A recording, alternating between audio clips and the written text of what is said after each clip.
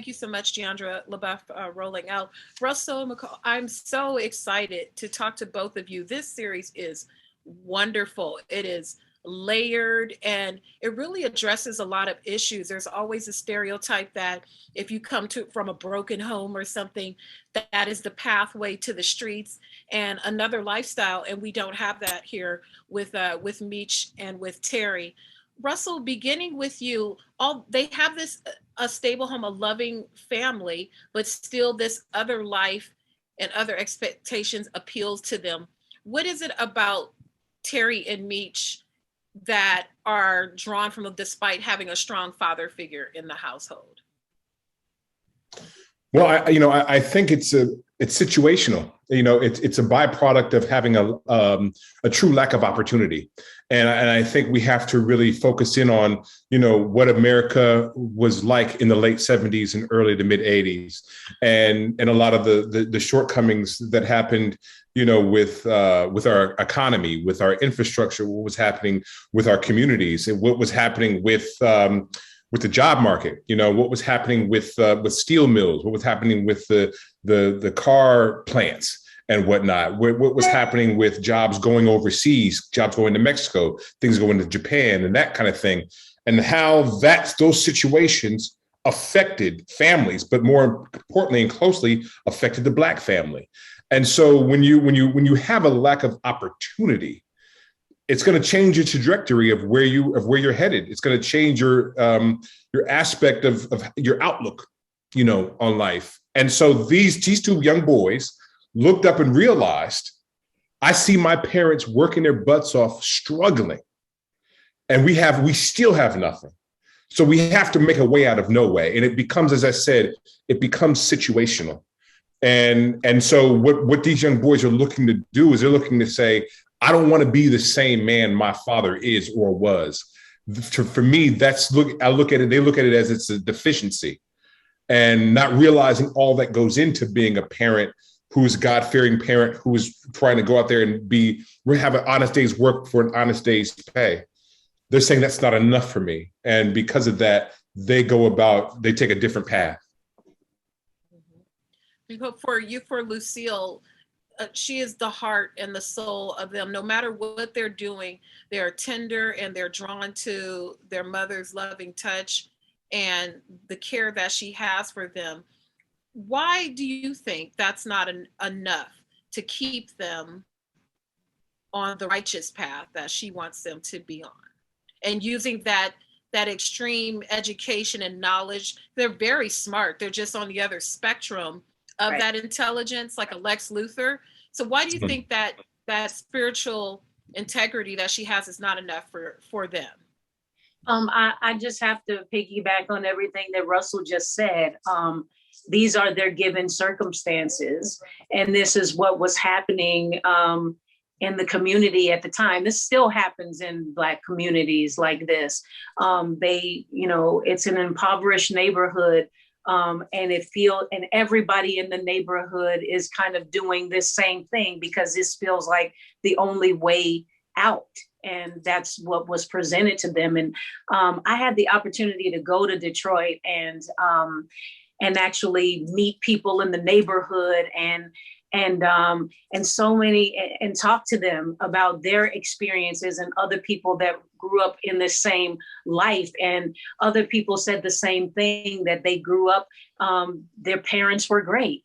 It was just when they went outside, this is what was presented to them. And every kid, especially young boys in the neighborhood, this is what everybody was doing, and felt like this was the only way to kind of move ahead, and what else was presented to them.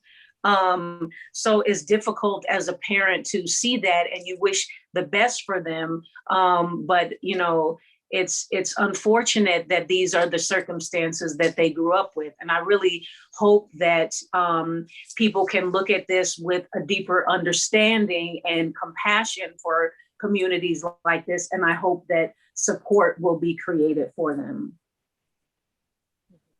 It's a particular challenge to performers like yourselves to embody a real living person rather than kind of crafting a fictional character. For Russell, what was the jumping off point for you to bringing Charles to life, especially when you have descendants, real life descendants there who can sort of fill in the gaps for you of how you want to craft the character.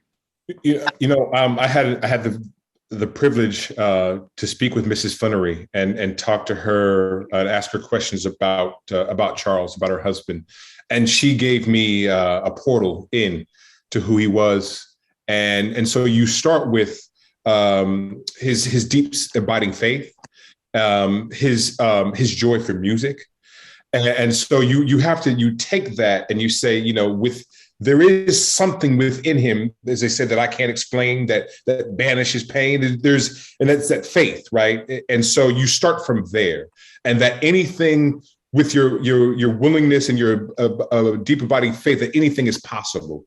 But again, what happens when all those things are short circuited? And so how does that change somebody? And so she was able to give me just some information about their relationship and how it changed under the circumstances, and how you're not a bad or evil person. The circumstances change you, So I just started with that, and then sort of built off and branched out from there. And then again, also, these are men that I knew coming up. These are the everyday people that I was raised by, that I saw in my community of Oakland, California. So I know these men. And for me, it's also not only about honoring Charles Flannery and the family, but also honoring these Black men who took their families and put them on their back and said, I'm going to do the best job I can. I'm going to stay here and work this out with my wife, with my kids, and be the best father I can be. Same question for you, Michole. You also have the benefit of living descendants. And so just kind of walking that fine line between portraying and embodying, what was that journey like for you? Initially, prior to meeting Mrs. Flannery, for my audition, I everything was on the page that I needed. So I really commend Randy Huggins for, creating, the story so beautifully based on this truth. So everything just came off the page for me with ease. It was like I knew her. There was a comfortability with this role from as soon as I read it. It was this, there was something about Lucille that was very calming for me and grounding for me.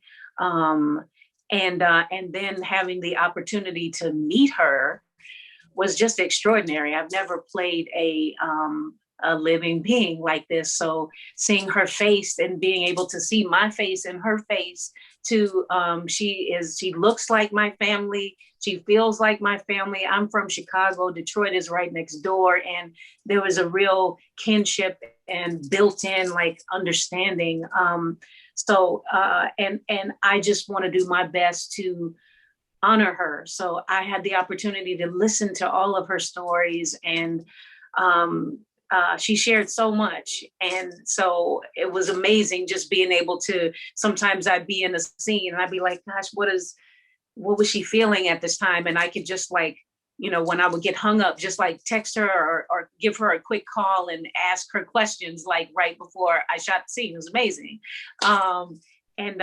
It's just been an honor. It really has.